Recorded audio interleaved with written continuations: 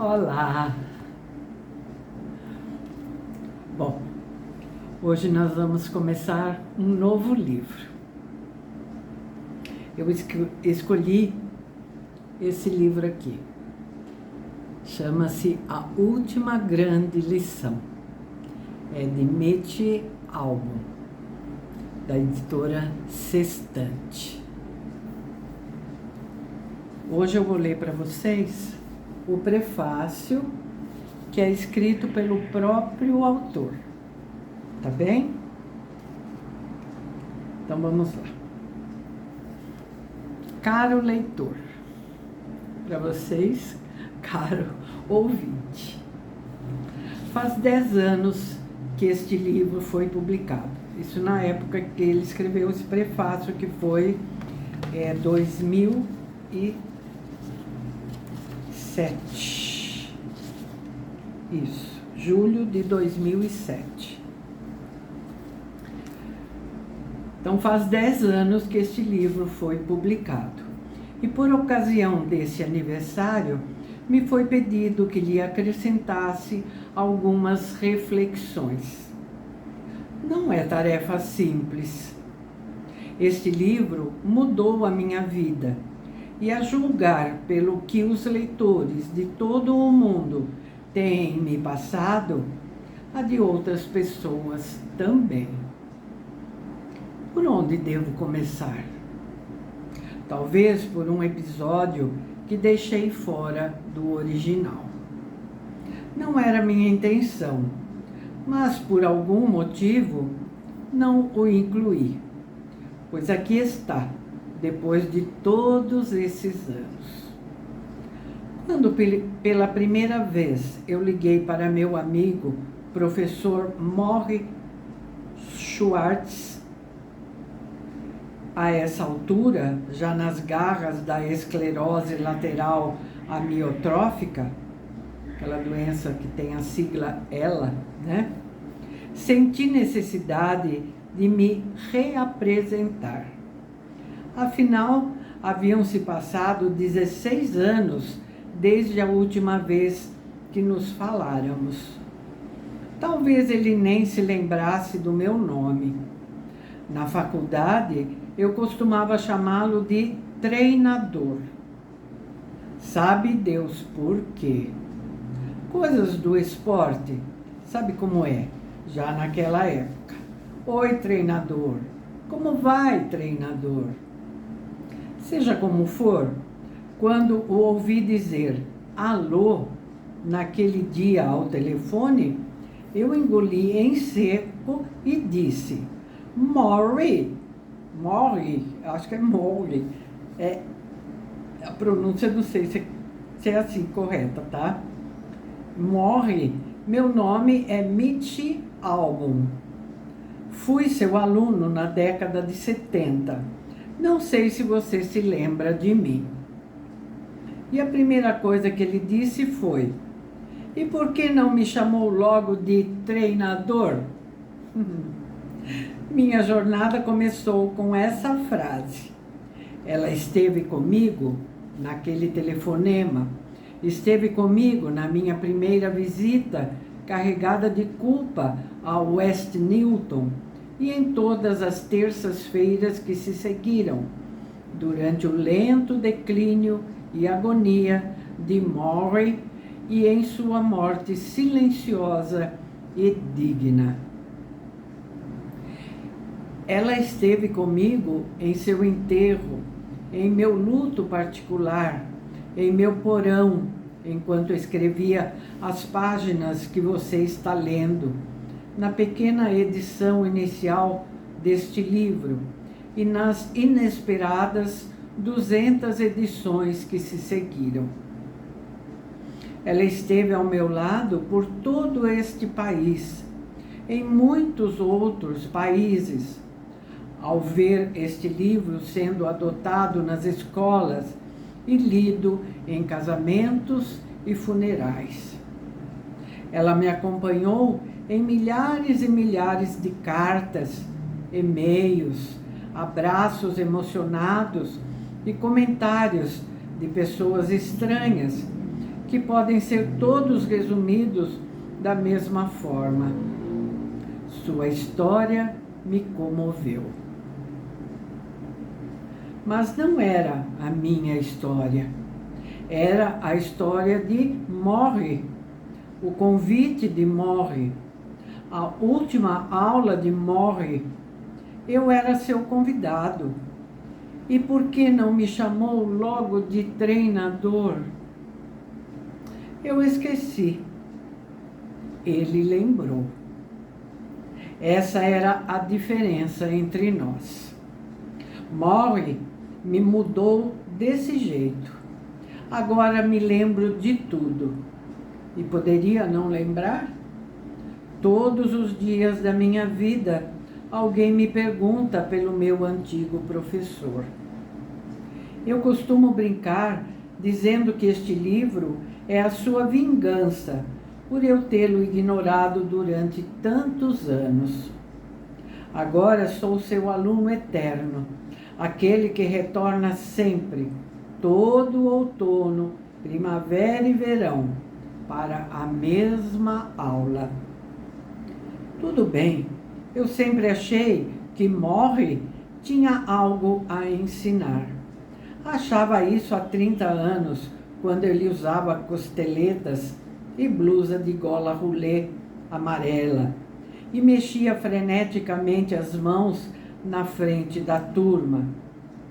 E continuei achando anos depois, quando a terrível doença já o deixara frágil e inerte numa poltrona em sua casa, a voz sussurrada e o corpo tão fraco que eu precisava virar sua cabeça para ele poder me ver. E ele, como sempre, sábio e carinhoso, ele realmente cumpriu seu antigo desejo de ser professor até o fim.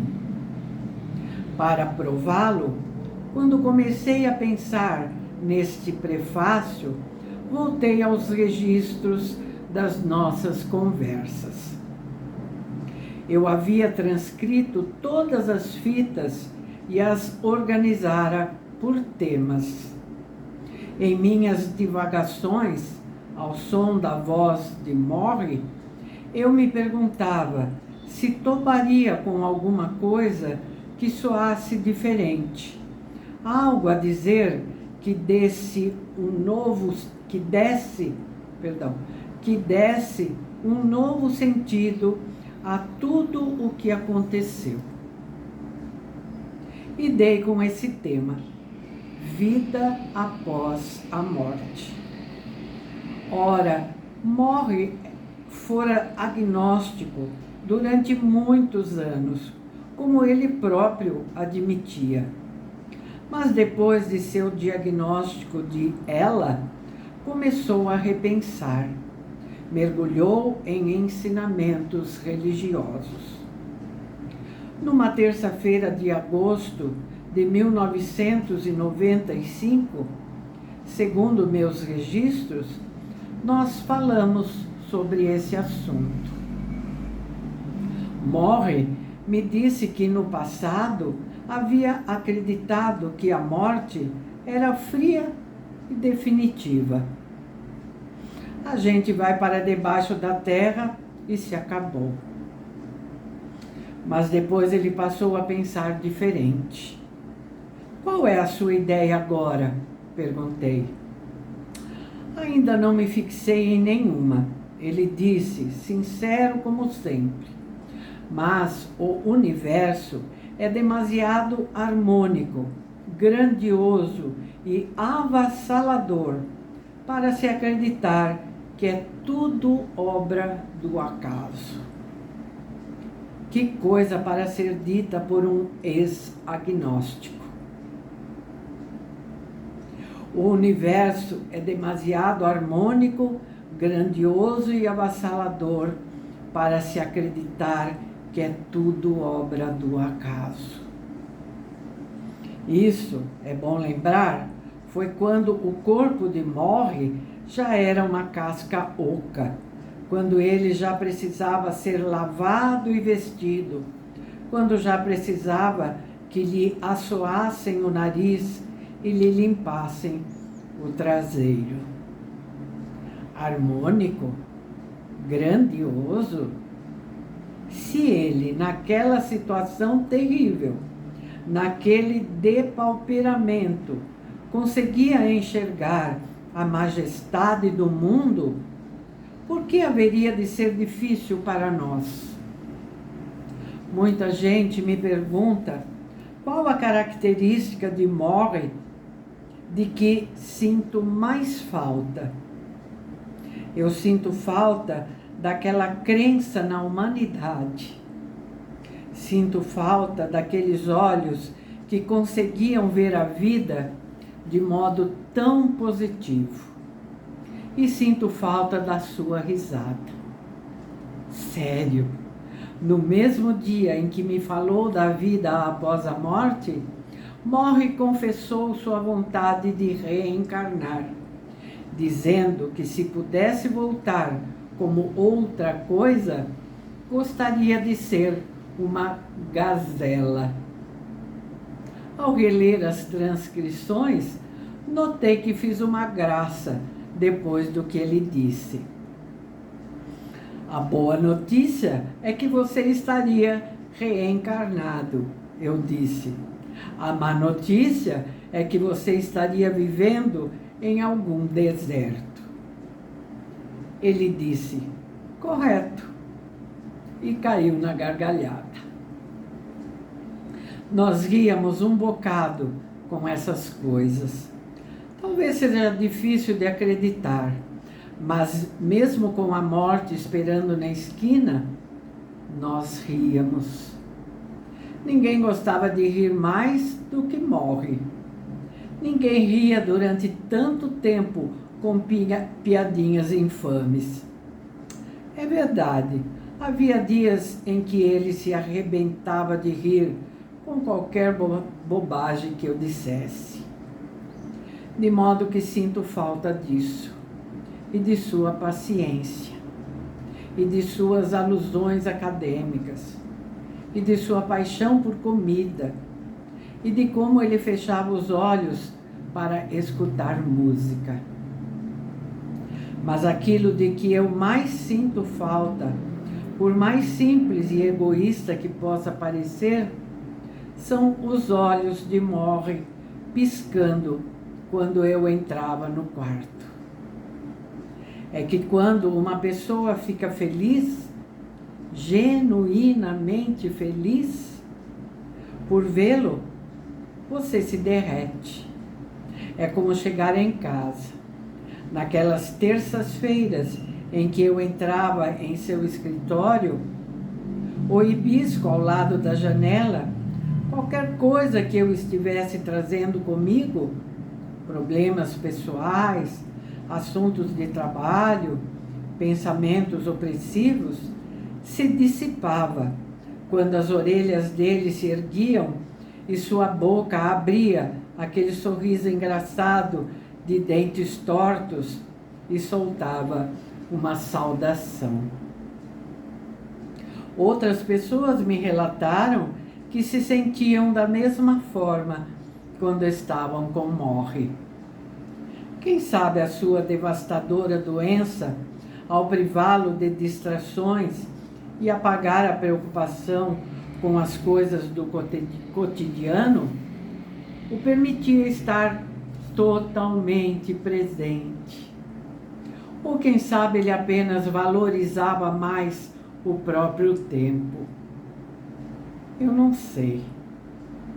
O que sei é que aquelas terças que passamos juntos eram como o longo abraço de um homem que já não podia mover os braços. Sinto falta delas mais que tudo. Nesses 10 anos desde que esse livro foi publicado, inúmeras vezes me perguntaram se eu imaginava que ele seria lido por tanta gente. Minha resposta é, geralmente, um aceno de cabeça, um sorriso e nem em 1 milhão de anos. A verdade é que foi um bocado difícil conseguir quem o publicasse. Várias editoras nem sequer manifestaram interesse.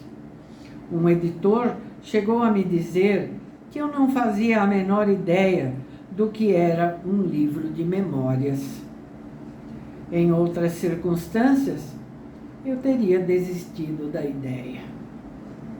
A razão de eu não ter desistido, e a razão pela qual eu creio que o livro bateu no coração das pessoas, é que eu não estava tentando escrever um livro popular.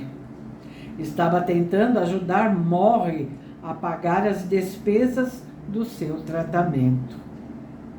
Isso tornou a minha obstinação mais forte que qualquer poder de dissuasão. Continuei tentando até achar uma editora. E quando disse a Morrie que tinha conseguido e que as contas iriam ser pagas, ele chorou. Costumo dizer que aquilo foi para mim o fim de a última grande lição, apesar de eu mal ter começado a escrevê-lo. Eu havia feito o que queria, um pequeno ato de bondade em retribuição aos incontáveis que ele me dedicara no passado. Mas a jornada, na verdade, mal havia começado. Desde então, o livro foi publicado em dezenas de países, onde eu nunca estive, e traduzido para muitas línguas que não domino. Foi adaptado para um filme de TV, e o grande Jack Lemmon me disse que Morrie era o seu papel favorito. Uma adaptação para o teatro foi encenada em todo o continente. O livro foi acolhido em escolas, universidades, capelas mortuárias, hospitais, igrejas, sinagogas, grupos de leitura e instituições de caridade. Não consigo exprimir com palavras a minha humilde satisfação com tudo isso e o orgulho que sinto ao ver a suave sabedoria de Morrie se assentando como flocos de neve nas ruas de todo o mundo. Diante disso, não posso senão concordar com a sua máxima. O universo é harmônico e grandioso demais para se acreditar que é tudo obra do acaso. Espero, portanto, que este livro ajude a abrir os olhos das pessoas para ela, até que a ciência descubra como curá-la. Espero que ele continue lembrando às pessoas quão precioso é o tempo que dedicamos ao outro. Espero também que ele celebre sempre os professores, nosso mais valioso recurso. E espero que Morrie esteja dançando onde quer que esteja agora, porque ele merece poder dançar outra vez. Quando eu lhe pedi naquele dia que me descrevesse o cenário perfeito para a sua vida após a morte, foi este o que ele escolheu: que minha consciência permaneça, que eu seja parte do universo. Penso nas pessoas que já leram este livro e nas que ainda o farão, e creio, com imensa gratidão, que o desejo de Morrie se realizou. Métier Album, julho de 2007.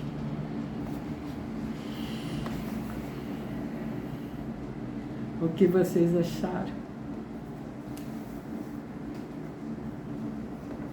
Não vai ser maravilhoso?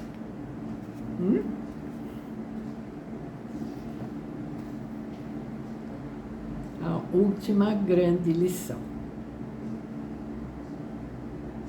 Esse é o livro que nós vamos ler a partir do próximo vídeo. Tá bem? Espero que tenham gostado da minha escolha e espero vocês para a gente começar a ler então. Tá bem? Muito obrigada.